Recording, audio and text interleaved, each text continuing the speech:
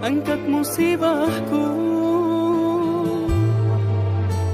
هل الهلال ليعلن أننا في شهر رمضان الكريم فأبشروا هيا. Assalamualaikum warahmatullahi wabarakatuh. Alhamdulillah wa syukurillah wassalatu wassalamu ala rasulillah amma ba'du.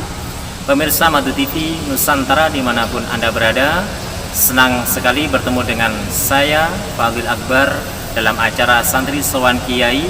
Kali ini kita sowan di Masjid An-Nur Kabupaten Kediri yang terletak di Kota Pari.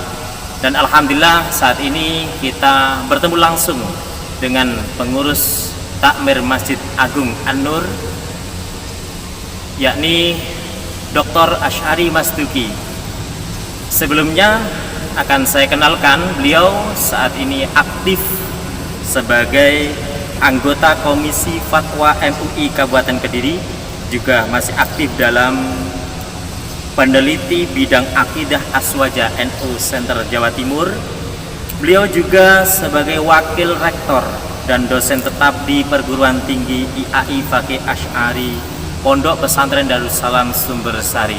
Kita sapa terlebih dahulu beliau. Assalamualaikum warahmatullahi wabarakatuh, Gus. Waalaikumsalam warahmatullahi wabarakatuh. Sehat, Gus Ki? Alhamdulillah. Kita tadi menghubungi pengurus takmir. Kita diarahkan langsung ke Masjid An-Nur dan diminta panjenengan untuk ikut serta di acara kita Santri Sowan Kiai untuk mensyiarkan selama di bulan Ramadan. Terima kasih atas kepercayaannya. Jadi memang sehari-hari saya juga memang sering untuk kita di Masjid Agung An-Nur ini, karena kita memang menjadi salah satu dari pengurus Masjid Agung An-Nur Kabupaten Kediri. Ini masjid ikon Kabupaten Kediri, Gus? Iya, masjid terbesar. Masjid terbesar, Masjid alhamdulillah. yang terbesar di Kabupaten Kediri. Pemirsa Madu TV Nusantara dimanapun berada, tema kali ini adalah kajian tentang Nuzulul Quran yang nantinya akan langsung dipaparkan oleh beliau Gus Dr. Asy'ari Mastuki. Pangapunten Gus, minta penjelasan tentang Nuzulul Quran, bahkan hikmah atau amalan-amalan atau apapun yang berkaitan dengan Nuzulul Quran. Monggo Gus. Terima kasih. Assalamualaikum warahmatullahi wabarakatuh. Alhamdulillahi rabbil alamin. Wassalatu wassalamu ala sayyidina Muhammadin wa ala alihi wa ashabihi tayyibin tahirin wa ba'du. Pemirsa Madu TV Nusantara dimanapun Anda berada, alhamdulillah puji syukur kita sampaikan kepada Allah Subhanahu wa taala di bulan yang mulia, di bulan yang penuh berkah ini kita masih bisa melaksanakan berbagai amal ketaatan kepada Allah Subhanahu wa taala. Shalawat dan salam semoga tetap terlimpahkan kepada Nabi Agung Nabi Muhammad sallallahu alaihi wasallam, keluarganya, sahabatnya serta seluruh umat Islam yang mengikuti beliau hingga yaumil qiyamah. Pemirsa Madu TV Nusantara rahimakumullah, tema kita pada hari ini adalah tentang Nuzulul Quran, yaitu tentang turunnya Al-Quran. Bulan Ramadan disebut juga dengan Syahrul Quran, yaitu bulan Al-Quran, karena memang Al-Quran itu diturunkan pada bulan Ramadan. Bahkan bukan hanya Al-Quran, tetapi juga kitab-kitab yang lainnya seperti Taurat, Injil yang asli itu juga diturunkan pada bulan Ramadan.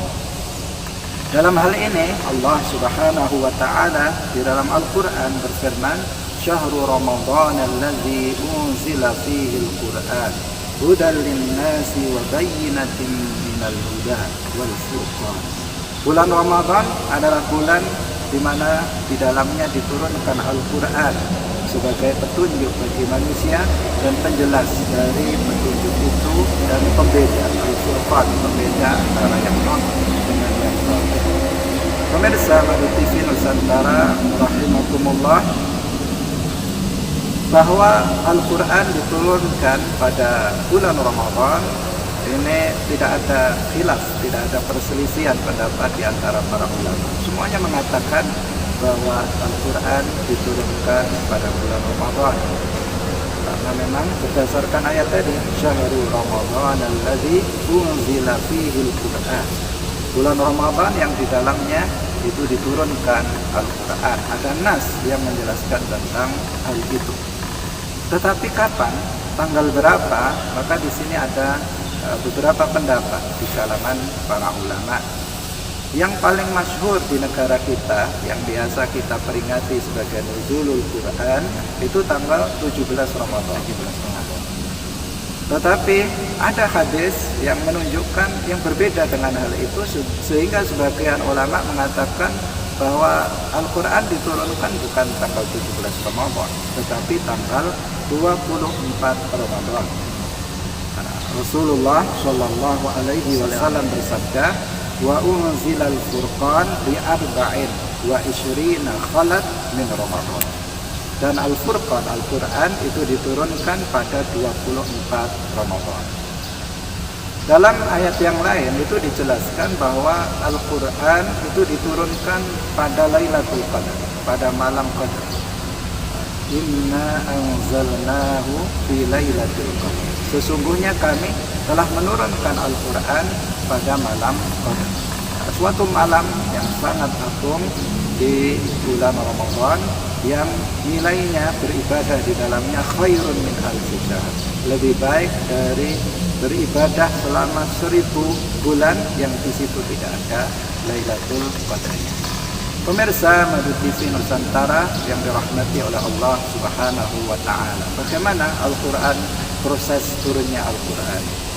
Perlu kita ketahui sebelum itu bahwa Al-Quran, ketika kita menyebut Al-Quran atau juga ketika kita menyebut kalamullah, maka di sini memiliki dua makna.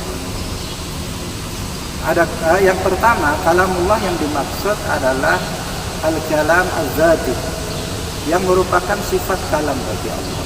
Maka dia bukan berupa bahasa, bukan berupa huruf, dan bukan berupa suara. Kenapa? Karena sifat Allah seluruhnya itu azaliyah abadiyah, tidak berpermulaan, tidak berakhiran.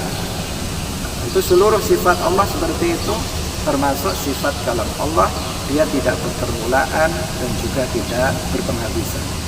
Sementara bahasa berpermulaan dan juga berakhiran. Sementara huruf juga berawalan, berpermulaan dan juga berakhiran. Demikian juga suara itu berpermulaan dan juga berakhiran. Nah, sementara kalam Allah azaliyun abadiyun, tidak berpermulaan juga tidak berakhiran. Karena itulah maka Ahlus Sunnah wal Jamaah meyakini bahwa kalam Allah yang merupakan sifat zatnya itu bukan bahasa, bukan huruf, dan bukan suara. Ini yang pertama. Kemudian yang kedua, Al-Quran, ketika disebut Al-Quran atau kalamullah, maka yang dimaksud adalah al-lafzul munazzah, lafaz yang diturunkan. Dan ini adalah ibaratun an kalamillah az-zati. Ini merupakan ibarat, ungkapan dari sifat kalam Allah yang azali dan abadi. Dia yang mengungkapkan dari kalam Allah yang azali abadi. Ini adalah sebutan yang kedua untuk kalamullah. Sehingga kita mengatakan kalamullah yang dimaksud adalah sifat kalamnya, atau kalamullah adalah yang kita baca. Dia berupa bahasa Arab, berupa huruf-huruf hijaiyah. Kalau kita baca maka mengeluarkan suara. Itu juga disebut Al-Quran. Itu juga disebut kalamullah dengan pengertian al-lafzul munazzal, lafaz yang diturunkan. Dan inilah yang kita maksud dengan nuzulul Quran. Jadi yang diturunkan itu adalah lafaz itu, bukan sifat kalam Allah. Karena sifat kalam Allah azaliyun abadiyun. Pemirsa Madu TV Nusantara rahimakumullah, Allah Subhanahu wa taala menciptakan tulisan Al-Quran 30 juz. 30 juz di Lauhil Mahfuz. Al-Lauhul Mahfuz ada di atas langit ketujuh.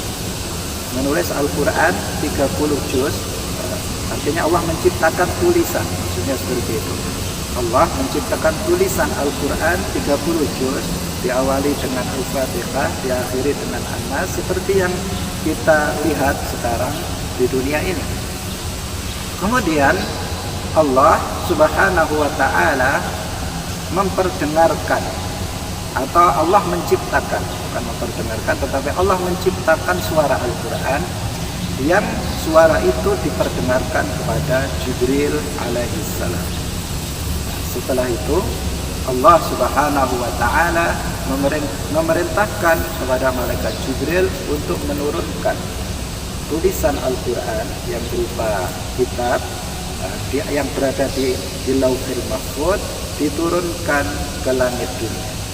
Di Baitul Izzah, tempat namanya Baitul Izzah, di langit dunia. Langit itu kita tahu ada tujuh langit, bukan 7 lapis seperti kue lapis, enggak.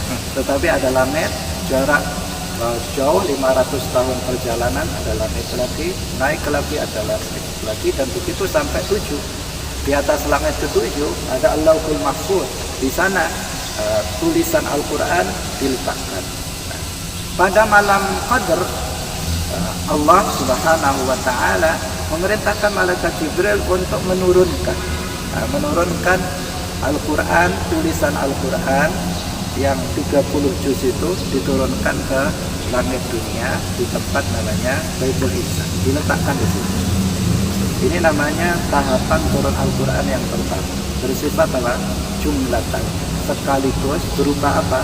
Berupa tulisan. Sekali lagi apa? Proses turunnya Al-Quran tahap pertama itu adalah secara jumlatan, sekaligus 30 juz dan berupa tulisan. Keesokan harinya Allah subhanahu wa ta'ala memerintahkan kepada malaikat Jibril untuk menurunkan Al-Quran kepada Nabi Muhammad sallallahu alaihi wasallam. Kali ini Al-Quran turun bukan berupa tulisan, tetapi berupa bacaan malaikat Jibril. Karena malaikat Jibril tadi sudah kita katakan Allah menciptakan suara Al-Quran, bukan Allah yang bersuara, bukan, karena kalam Allah bukan suara, tapi Allah menciptakan suara bacaan Al-Quran makhluk yang kemudian didengar oleh malaikat Jibril, sehingga malaikat Jibril menjadi tahu, tulisannya tahu, kemudian suara bacaannya juga mengetahuinya. Maka Jibril kemudian menurunkan Al-Quran itu kepada Nabi Muhammad sallallahu alaihi wasallam yang ketika itu beliau sedang berkhalwat, sedang beribadah kepada Allah subhanahu wa ta'ala di dalam gua Hira. Kali ini malaikat Jibril itu menurunkan Al-Quran bukan dalam bentuk tulisan, tetapi dalam bentuk bacaan malaikat Jibril. Dalam Al-Quran disebutkan wa innahu laqaulu rasulin karim. Sesungguhnya Al-Quran itu adalah bacaan Rasul yang mulia, bacaan Rasul yang mulia, yaitu malaikat Jibril alaihissalam. Malaikat Jibril membacanya, kemudian Rasulullah mendengarnya dan beliau menghafalnya di dalam hati beliau. Pertama kali turun Al-Quran kepada Rasulullah sallallahu alaihi wasallam ketika beliau berkhalwat. Berkhalwat di sini artinya beliau menyendiri untuk beribadah kepada Allah subhanahu wa ta'ala. Karena seorang nabi, meskipun dia belum diangkat menjadi nabi, sudah mengenal Allah, sudah beriman kepada Allah. Semua para nabi, mulai dari Nabi Adam sampai Nabi Muhammad, mereka maksum dari kekufuran, maksum dari kesyirikan, bahkan sebelum mereka diangkat menjadi nabi. Jadi Nabi Muhammad belum diangkat menjadi nabi, tetapi beliau mengenal Allah, beliau beriman kepada Allah, dan kemudian apa? Kemudian beliau itu beribadah kepada Allah di dalam Gua Hira.